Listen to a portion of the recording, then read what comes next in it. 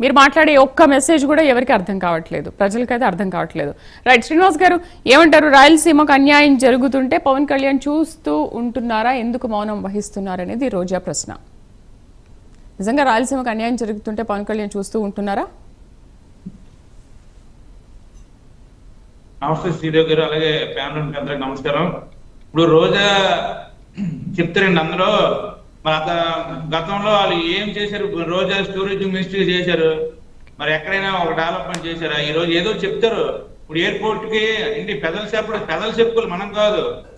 Land equation చేసింది చంద్రబాబు నాయుడు గారు. ఆ రోజు ల్యాండ్ ఎక్వేషన్ చేస్తే ఆ రోజు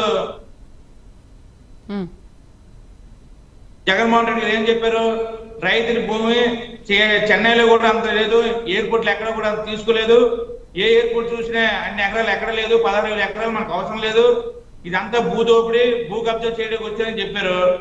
మరి ఈ రోజు ఎర్రబోసరాయని భోగపురంకి ఎయిర్పోర్ట్ ఎందుకు అన్నారు? మరి ఈ రోజు మేమేం చేసామంటే దానికి మరి ఎవరికి సమాధానం చెప్పలేదు మేడం. ఇప్పుడు మనం మాట్లాడుకుని గొడవలు ఆడుకోవడం కాదు, అది పెద్దలు తీర్పిస్తారు. ఎందుకంటే మా చీవురుపల్లి రైల్వే బ్రిడ్జి కూడా ఆ హయాంలో శనక్ష అయింది కానీ కట్టలేకపోయారు. మేము ధర్నా కూడా చేసాం, నిరాదీక్ష చేసాం బ్రిడ్జి దగ్గర. రైల్వే బ్రిడ్జి ఇక్కడ పార్తీపురం వెళ్ళాలన్నా, అక్కడ పాలకొండ వెళ్ళాలన్నా, అడ్డుబంకి వెళ్ళాలన్నా ఈ 3 జిల్లాలకి కన్వర్ట్ అయ్యి చాలా ఇబ్బంది పడారు ప్రజలందరూ కూడా. చీవురుపల్లి నియోజకవర్గంలో కానీ విజయనగరం జిల్లా అందరూ స్టూడెంట్లు కానీ అందరూ ఇబ్బంది పడారు మాట, చాలా ఇబ్బంది, మామూలు కాదు. యాక్సిడెంట్లు కూడా బాగా అయిపోయాయి. అయితే ఈ రోజు మా లోకల్లో విజయనగరం ఎంపీ, మాజీ ఎంపీ పెల్లాని చంద్రశేఖర్ గారు వెళ్ళి మోపుగుమ్మడికి వెళ్ళి బ్రిడ్జి ఓపెన్ అవ్వకుండా అక్కడ వెళ్ళి కొబ్బరి కొట్టారు మేడం. దానికి వైసీపీ నాయకులు ఏం సమాధానం చెప్తారు? అక్కడ వెళ్ళి కొబ్బరి కొట్టారు మాజీ ఎంపీ వెళ్ళి. మీరు 10వ తేదీకి మీ ముహూర్తం పెట్టుకున్నాం చీరుపల్లి బ్రిడ్జికి, రైల్వే బ్రిడ్జికి. సెంటర్ లో మేము అప్పుడు అప్రూవల్ చేసాం, మేము తెచ్చాం. సరే ఎవరు తేవనేయండి, రూలింగ్లు ఎవరుంటే వాళ్ళే చెయ్యాలి పోకడం అనేది.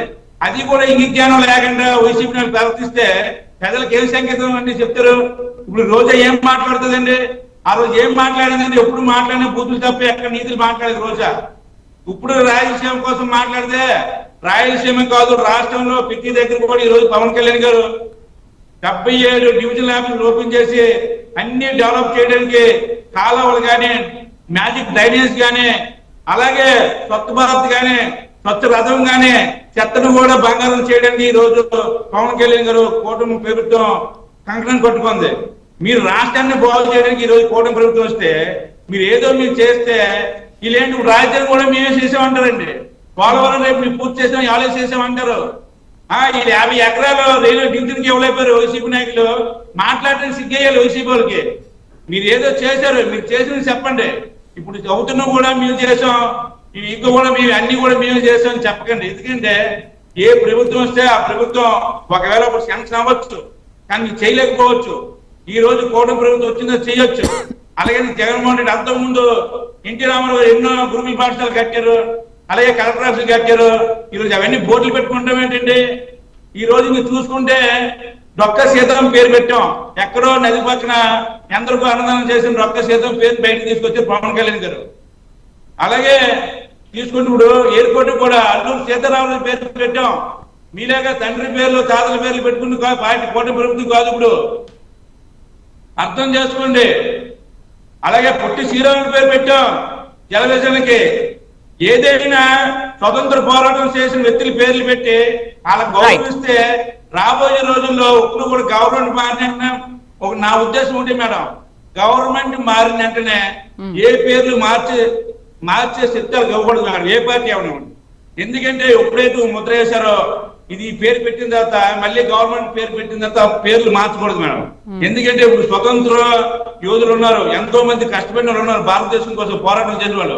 వాళ్ళ పేర్లు పెట్టాలి. అది పవన్ కళ్యాణ్ నిజనం, కూటమి పేరు నిజనం. ఇలాంటి అప్పుడు మా తాత పేరు, మా నాన్న పేరు ఈ రోజు పాస్బుక్లు ఇస్తున్నాం మేడం. ఏది రాజముద్ర, ఆ రోజు ఏమి ముద్రలు ఉన్నాయి మేడం అంటే పెద్దలు తెలియదా? మనం ఏదైనా మాట్లాడామంటే ఓ నీతి నిజాయితీతో పని చేయాలి. మనం ఏదో చెప్పాము, మేమేదో గడగడ ఆడేసి మాట్లాడేసామంటే కాదు. ఈరోజు ప్రజల్లోకి వెళ్తే మనకు గౌరవమే. కాకపోతే బ్రిడ్జి మీద కొబ్బరి కొట్టండి మేడం, ఒక మాజీ ఎంపీ అంటే అదే చెప్తారు. సంస్కృతి అదేనా వాళ్ళది? అలాంటి సంస్కృతినా?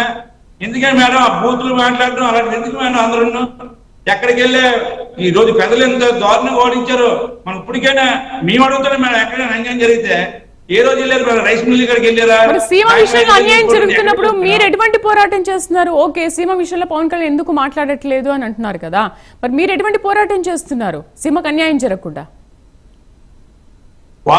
కూటమిలో ఉన్న పోరాటం చేయక్కర్లేదు మేడం. అక్కడ ఏం జరిగిందో దాని మీద విచారణ చేస్తారు, దాని మీద మాట్లాడతారు. ఇప్పుడు మేము మాట్లాడినట్టు వాళ్ళు ఇప్పుడు వాళ్ళు అడగడం తప్పులేదు, వాళ్ళు అక్కడ పోరాటం వాళ్ళు చేయొచ్చు. మేము పోరాటం చేస్తే కూటమిలో ఉన్నాం కాబట్టి మీకు చేయకూడదు. అయినా సరే ఎక్కడెక్కడ పెద్ద పోరాటాలు ఏముంది మీకు వెళ్తాను అడుగుతున్నాం.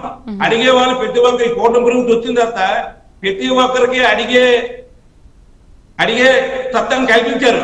ఇన్నాళ్ళు అడిగితే బొక్కలేసారు, పోలీస్ స్టేషన్ తీసుకెళ్లారు, ఆ లోపల వేసి వాళ్ళకి బెయిల్ కూడా ఇచ్చారు కాదు. ఈ రోజు అది లేదు మేడం. ఎవరైనా ఒక వ్యక్తి భారతదేశం మనం ఆంధ్ర రాష్ట్రంలో అడిగే అవకాశం కల్పించారు మేడం. బయటకు వచ్చి మాట్లాడుతున్నారు స్వతంత్రంగా. వైసీపీ నాయకులే తెలుసుకోవాలి. ఎయిర్పోర్ట్ మేము కట్టాం, ఎయిర్పోర్ట్ మీరు కడితే అజయ్ గారు,